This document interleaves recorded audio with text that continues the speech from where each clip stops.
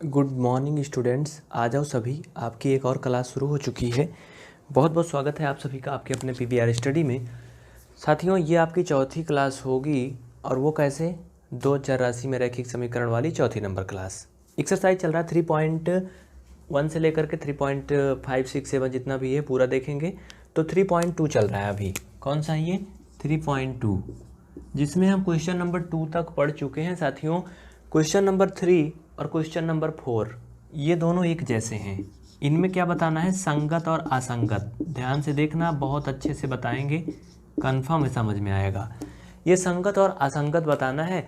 कह रहा है कि दो समीकरण दिए गए हैं, इन्हें चेक करिए कि संगत हैं कि असंगत हैं। अगर संगत हैं तो इनको ग्राफीय विधि से हल भी करिए। तो चलिए देखते हैं क्या है पूरा लफड़ा। ये ध्यान से देखना, पूरा क्लास को देखना। और जो नए छात्र छात्राएं जुड़े हैं वो इस चैनल को जल्दी से सब्सक्राइब करें। और मित्रों, अगर इस क्लास को आप PVR study for basic and DElEd वाली क्लास पे देख रहे हैं चैनल पर, तो आप PVR study for 10th and 12th courses, NCERT courses इस चैनल पे आ जाएं, ठीक ना। क्योंकि पीवीआर स्टडी के 3 चैनल चलते हैं, याद रखना। अभी बताऊंगा लास्ट में, क्लास देखो पहले। तो इस समीकरण को आप इस रूप में लिखोगे और दूसरा वाला जो समीकरण है इसे भी क्या करोगे, आप इस रूप में लिखोगे। कहने का मतलब समझना, ये समीकरण 1 बन गया, ये समीकरण 2 बन गया। अब इनकी आप तुलना करोगे। और किससे तुलना करोगे, a1x plus b1y plus c1 equal 0 वाला जो आप अभी तक करते आए हो ना, उसी से इसकी कंपेयर करोगे, ठीक ना। अब लिखिए, नई लाइन से लिखिए। दोनों में मैं पार्टीशन कर देता हूँ, टेंशन मत लो। अब लिखिए समीकरण 1 की a1x plus b1y plus c1 equal 0 से तुलना करने पर, तो जब इसकी तुलना करोगे तो आप ध्यान दो, तो a1 का मान तो यहाँ कुछ है नहीं, गुणांक कुछ नहीं, तो 1 होगा। b1 का मान भी कुछ नहीं है, गुणांक क्या है, 1 है। यानी कि a1 का मान क्या होगा प्रिय मित्रों, a1 1 होगा, b1 क्या होगा, 1 होगा। और c1 निकालोगे तो क्या होगा, देखो यहाँ c1 का मान क्या हो जाएगा इससे, -5। यानी कि c1 क्या है, -5। ध्यान देना, अगला देखना। अब लिखो इसको, समीकरण 2 की a2x plus b2y plus c2 equal 0 से तुलना करने पर, जल्दी लिखो, समीकरण 2 की a2x plus b2y plus c2 equal 0 से तुलना करने पर। चलो कर लेते हैं। यहाँ पर a2 बराबर क्या आएगा, देखो यहाँ 2 है, और b2 बराबर क्या आएगा, देखो यहाँ -2 है, और c2 बराबर क्या आएगा, देखो यहाँ -10 है। तो ये हो गया साथियों a1 a2 b1 b2 c1 c2 सब आ गया।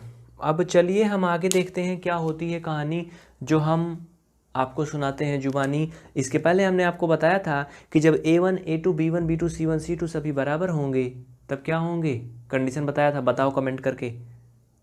अगर a1 a2 बराबर हैं लेकिन इनके बराबर c1 c2 नहीं है, तब क्या होगा, कंडीशन बताओ। मैंने पिछली क्लास में बहुत अच्छे से बताया है। और जब a1 a2 b1 b2 c1 c2 कोई ना बराबर हो तब क्या होगा, एक मैं बता देता हूँ। जब a1 a2 b1 b2 और c1 c2 कोई भी आपस में बराबर नहीं होंगे तो रेखाएं क्या करेंगी, प्रतिच्छेदित करेंगी, ठीक ना। नोट कर लो जल्दी से इसको, इतना हो गया। फिर चलिए आगे चलते हैं। अब ध्यान देना, अब इसको हम ट्राई करेंगे। अपना मुख्य रूप जो है वो क्या है, यहाँ पे लिखो। चूंकि अब संगत असंगत चेक करेंगे, तो संगत असंगत चेक करने के लिए आप लिखोगे a1 अपान a2, निकाल लो इसको। a1 1, a2 क्या है जल्दी से बताओ, कुछ तो करो यार, लिखा है सामने ना, ये 2, ठीक, ओके। लेकिन यहाँ पर ध्यान देना, a2 जो लिखा गया है वो +2, ठीक है ना, कोई दिक्कत नहीं ना, नो इशू, ओके। चलिए ठीक है। अब b1 b2 निकालो पहले। अभी तो मैंने एक एक मान निकाला था यार, पहले इसको निकाल लेता हूँ तब। b1 b2, b1 देखो 1 है, और b2 की बात करेंगे तो -2 है। और देखना c1 c2, c1 और c2। अच्छा, b1 का मान क्या आया था, x प्लस वाई, यही है कि माइनस में है, देख लो आप सभी, मिला लो, नहीं तो बाद में चिन्ह वाला लफड़ा फंस जाता है ना। एक्स प्लस वाई ही था, प्लस में ही था, ओके कोई दिक्कत नहीं है, नो प्रॉब्लम। तो आप निकाल लो इसको। यार B2 का मान मैंने माइनस में लिखा है ना, ठीक है ना, B2 का मान माइनस में लिखा है। सो एक मिनट रुकना, ये 2i है ना, देखो यही 2i तो मैंने यहाँ लिखा था, ये 2x है, ये 10 है, इधर आया तो माइनस हुआ, लेकिन ये 2i माइनस कैसे होगा, ये माइनस नहीं होगा। इसको आप ऐसे एक लाइन खींच के प्लस कर लो बस, बाकी कुछ नहीं करना, माइनस को प्लस करने में आसान होता है, ठीक। तो इस तरह से आपका ये भी मान क्या आएगा, पॉजिटिव आएगा। C1 C2 की बात देखो, C1 का मान -5 है और C2 का मान -10 है। देखो बहुत ध्यान देना पड़ता है, नीचे ऊपर दोनों में माइनस है तो ये प्लस हो जाएगा, और 5 1 कम 5, 5 दूना 10। यहाँ पर आपको एक बात नज़र आ रही होगी, A1 A2 B1 B2 और C1 C2 तीनों बराबर है, तीनों बराबर है ना। जल्दी से नोट कर लो इतना, उसके बाद मैं आगे बताता हूँ क्या होगा। आप जल्दी करो, वीडियो को रोक करके या फिर स्क्रीनशॉट ले लो तुरंत, बहुत जल्दी फटाफट बिना देर करे हुए, जल्दी करिए। हो गया ना। जब तीनों बराबर हैं तो क्या होगा, आगे लिखना, A1 इक्वल A1 अपान A2 इक्वल B1 अपान B2 इक्वल C1 अपान C2 आ गया। आपने देख लिए सब बराबर आ गया। अब नीचे लिखोगे, अतः समीकरण युग्म के अपरिमित रूप से अनेक हल होंगे। अगर ऐसी स्थिति आती है, तीनों बराबर होते हैं, तो समीकरण युग्म के अपरिमित रूप से अनेक हल होंगे। और अतः क्या लिखोगे इसके आगे, इसलिए समीकरण युग्म क्या होंगे, संगत होंगे। अब नीचे लिखना, अब रेखा, पहला समीकरण क्या था, x प्लस वाई इक्वल 5 है ना, x प्लस वाई इक्वल 5 से, चाहे तो लिख लो समीकरण लिख लो, चाहे रेखा लिख लो, से यहाँ से ध्यान देना, अगर यहाँ से x निकालोगे तो ये 5 माइनस वाई आएगा। क्या आएगा, 5 माइनस वाई आएगा। अब लिखो y बराबर 1 2 3 क्रमशः, ठीक ना, ब्रैकेट में लिख लो, क्रमशः रखने पर।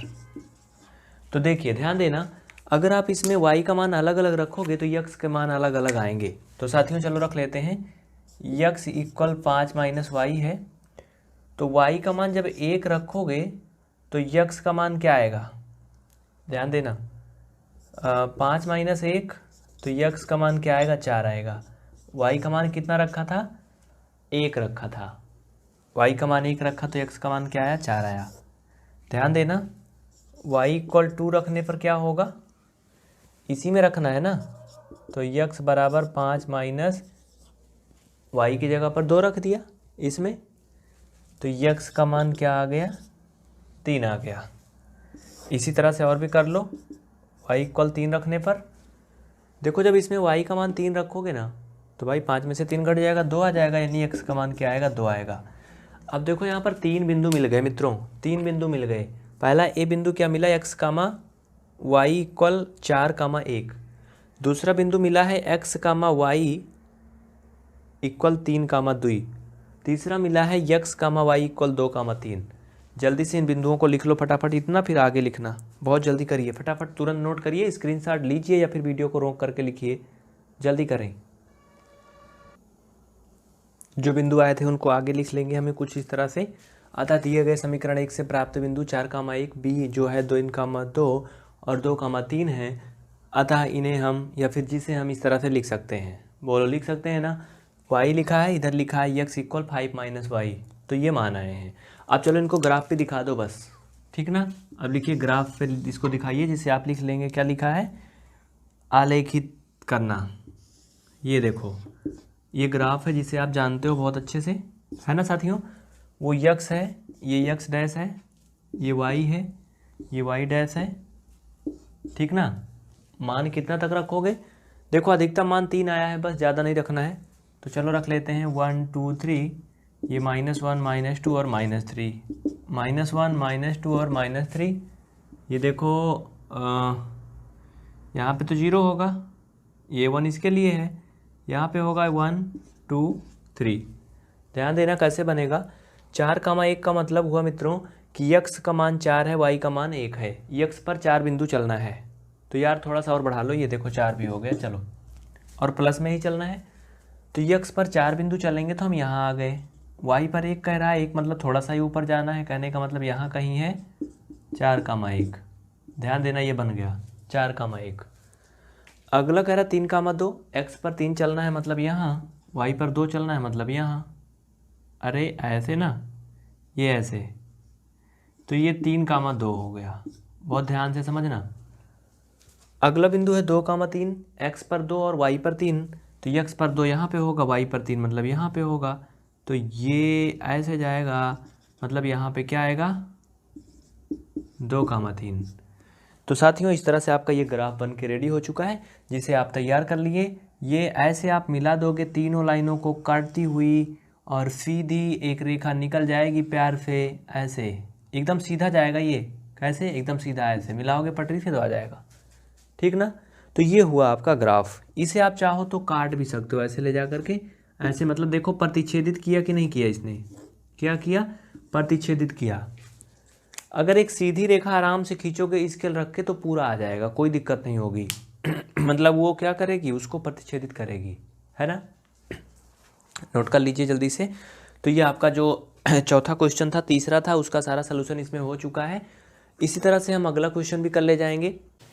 समीकरण को हल करना, वो भी कौन सी विधि होगी, प्रतिस्थापन विधि।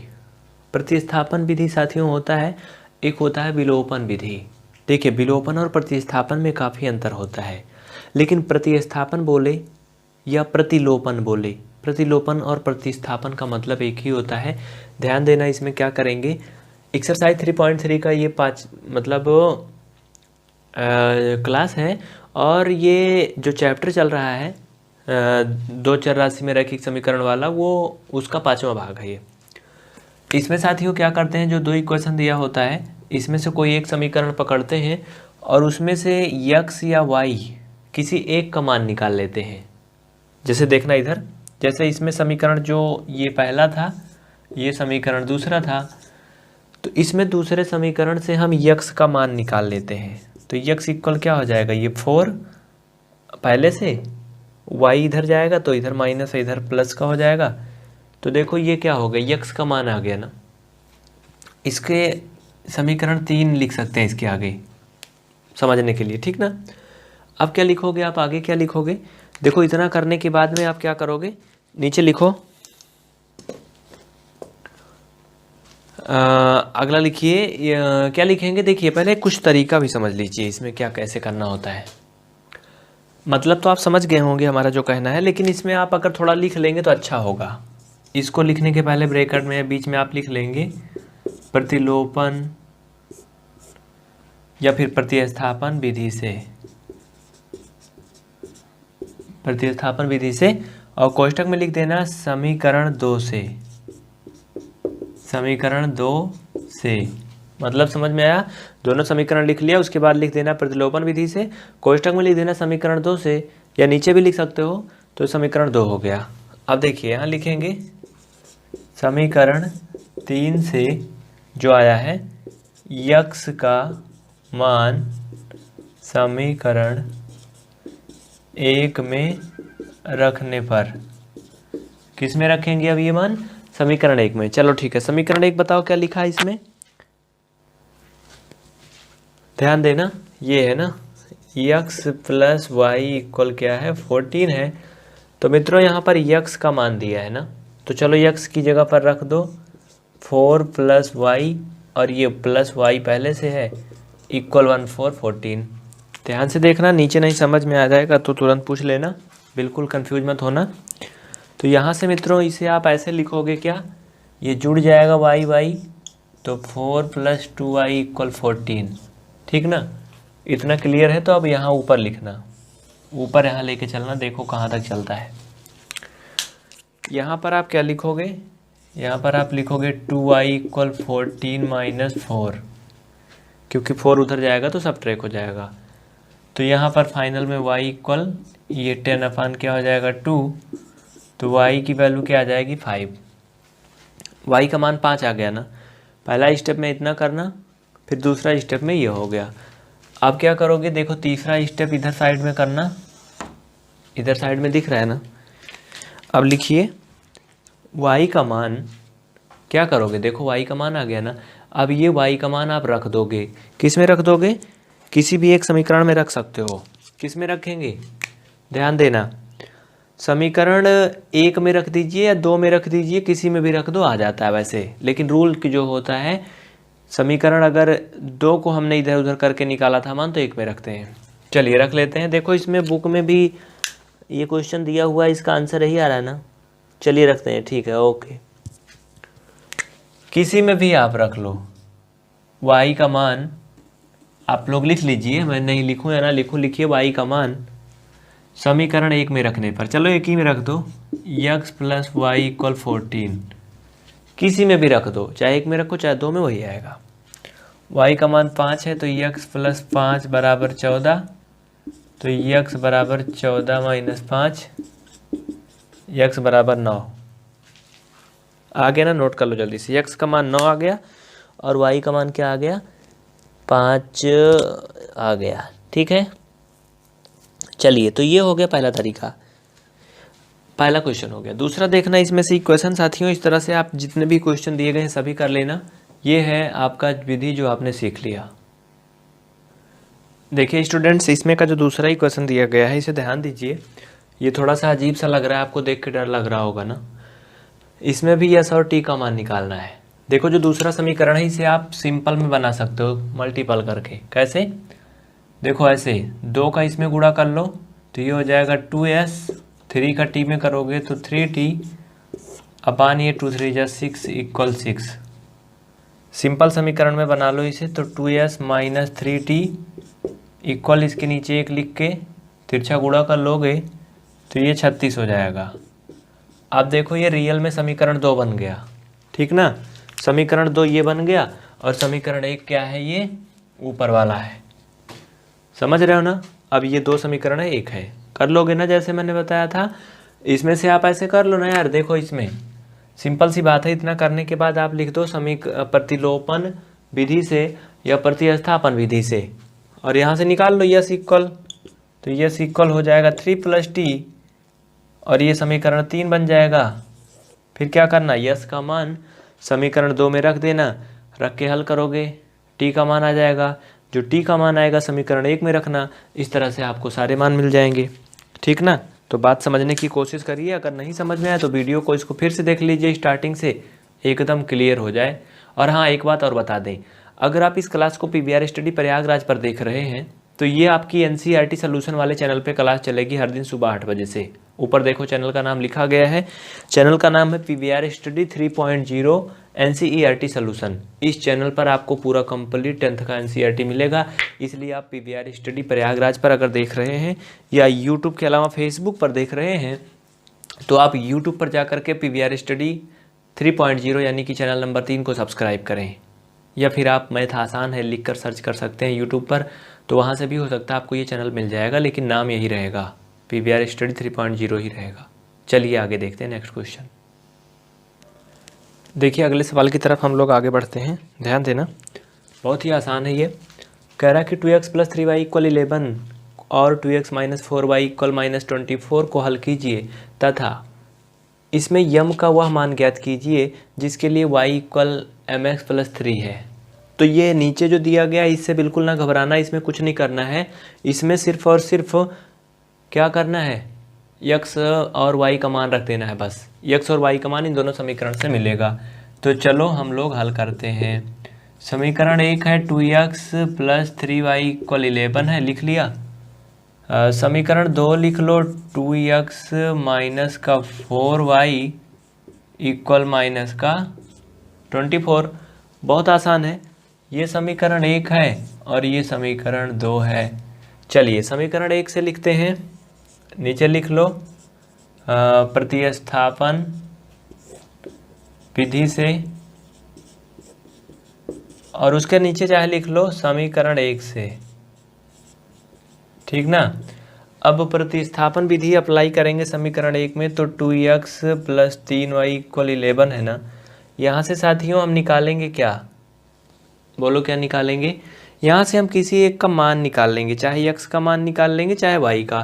तो हम यहाँ से चलो x का मान निकालते हैं, तो क्या होगा 11 - 3y, क्योंकि 3y उधर जाएगा तो माइनस हो जाएगा। और ये अगर यहाँ पर आप ध्यान दो तो 2 के साथ जो गुणा में है, सॉरी x के साथ 2, वो ऐसे हो जाएगा। तो ये हो गया x का मान, ये क्या हो गया, x का मान हो गया। अब ध्यान देना, दूसरे स्टेप में क्या करेंगे, लिखिए x का मान समीकरण किस में रखोगे। देखिए हमने 1 को तोड़ा मरोड़ा है ना, 1 से ही तो x निकाला है, तो 2 में रखेंगे। 2 में रखने पर तो चलिए 2 समीकरण क्या है, 2x माइनस का 4y इक्वल माइनस का 24। चलो रख देते हैं, बहुत आसान है यार। x का मान देखो, केवल x की जगह पर चेंजिंग करना, तो ये हो जाएगा 2 इंटू x की जगह पर 11 माइनस 3y अपान 2 और माइनस का 4y इक्वल माइनस का 24। कितना आसान है ना। अब जरा ध्यान दो, अगर ये कोष्ठक खुलेगा तो ऊपर गुणा होगा, और ये भी 2 ये भी 2, ये कट जाएगा। ये लो 11 माइनस 3y और माइनस का 4y इक्वल कितना हो जाएगा, माइनस का 24। देखो ये जुड़ जाएगा, 7y इक्वल माइनस 24 हो जाएगा। यहाँ से आप y का मान निकाल लोगे। इसको नोट कर लिए हो तो मैं मिटा देता हूँ, जल्दी करो तुरंत। जो नहीं लिखे हैं तुरंत लिख लें, वीडियो को रोक लें स्क्रीन पर टच करके और जल्दी से लिख लें, मैं साइड में मिटा रहा हूँ, ठीक ना। तो रोक रोक के आप सभी लिखा करिए और आगे बढ़ा करिए। पहला स्टेप हो गया। देखो x का मान आ चुका है आपके सामने। और हाँ, अगर अभी तक आपने चैनल को सब्सक्राइब नहीं किया है तो आप PVR स्टडी के तीनों चैनल में से चाहे जिस पर देख रहे हैं उसे तुरंत सब्सक्राइब करें और बेल आइकन प्रेस करें। चैनल नंबर 3 पर यह क्लास चलती है, ठीक ना, रेगुलर कंप्लीट चैनल नंबर 3 पर ही होगी, जिसका नाम है PVR स्टडी 3.0 NCERT सोल्यूशन। अगर आप PVR स्टडी प्रयागराज पर हैं तो PVR स्टडी 3.0 NCERT सोल्यूशन, इसे यूट्यूब पर जरूर सब्सक्राइब करें। यहाँ से क्या होगा, यहाँ से y का मान निकालोगे तो ये हो जाएगा माइनस का 7y इक्वल माइनस का 24। 11 उधर जाएगा, माइनस का क्या हो जाएगा, 11 हो जाएगा, इधर प्लस है उधर जाएगा तो माइनस हो जाएगा। यहाँ से y बराबर निकालोगे, इसे जोड़ लो 5 3, ये माइनस का 7 और ये माइनस का आएगा, कुल मिलाकर के y का मान 5 आ गया। कितना आ गया, 5 आ गया। अभी x का मान फाइनल नहीं हुआ था, याद रखना कि हुआ था फाइनल, नहीं हुआ था ना, अटक गया था आधा तिहा, है ना। तो चलिए अब क्या लिखेंगे हम, इसको लिख लिया तो अब इधर मिटा रहा हूँ। अब लिखिए y का मान किस में रखूँ मैं, किसी में भी रख दो। अब देखो ये तो ऐसे 1 में रख के निकला था मान, कि 2 में, किस में रख के निकला था y का मान, समीकरण 2 में रख के निकला था ना। अभी समीकरण 2 में रखा था तो इसे 1 में रख दो। लिखिए y का मान समीकरण 1 में रखने पर, तो साथियों जब y का मान समीकरण 1 में रखोगे, देखो ये 2x प्लस 3y इक्वल 11 था, y का मान 5 आया है तो 2x प्लस 3 गुणे 5 इक्वल 11। यहाँ से x बराबर निकालोगे 11 माइनस 15 हो जाएगा, और क्यों हो जाएगा आप समझ गए हो, है ना, क्योंकि 11 ये पहले से है, ये 3 5 15 हो जाएगा। तो x बराबर, ये देखो यहाँ पर 2 इधर से जाएगा उधर हो जाएगा, उसमें भाग में घटा लो, 11 4 15 माइनस का 4 आएगा बटा 2, काटोगे तो माइनस का 2 आएगा, यानी x का मान -2 आया और y का मान क्या आ गया, 5 आ गया। नोट कर लो जल्दी से, इतना जल्दी से लिखो, उसके बाद आगे बात करते हैं। देखिए साथियों इसके आगे क्या होगा, इसके आगे इसमें जो यम वाली बात कर रहा था ना, अब यम का मान ज्ञात करने के लिए क्या करेंगे, x और y का मान रख देंगे। चलिए इतना हो गया ना स्टेप, नोट कर लो फट से। अब इधर चलते हैं। देखो जैसे मैं स्टेप बाय स्टेप लिख रहा हूँ बीच में लाइन खींच के ना, तो आपको लाइन नहीं खींचना है। अगर आपका पेज पतला सा है तो आप इसे नीचे ऊपर लिखते जाओ एक तरफ से, बस ध्यान देना। अब लिखिए यम का मान ज्ञात करने के लिए, यम का मान ज्ञात करने के लिए x और y के मानों को यम का मान ज्ञात करने के लिए यक्स और वाई के मानों को y इक्वल यम यक्स प्लस 3 में रखने पर, तो चलो रख दो। देखो ध्यान देना, बहुत गौर से समझना। y का मान 5 आया था, 5 रख दो। यम यक्स का मान कितना आया था साथियों? यक्स का मान हमें आया था अभी -2, तो ये हो गया -2, ठीक, और ये प्लस का 3। अब यहाँ से 5 और 3 को इधर लाओगे तो माइनस हो जाएगा, और ये -2m। इस तरह से इसमें से जब घटाओगे तो 2 आएगा, इक्वल क्या होगा? -2m।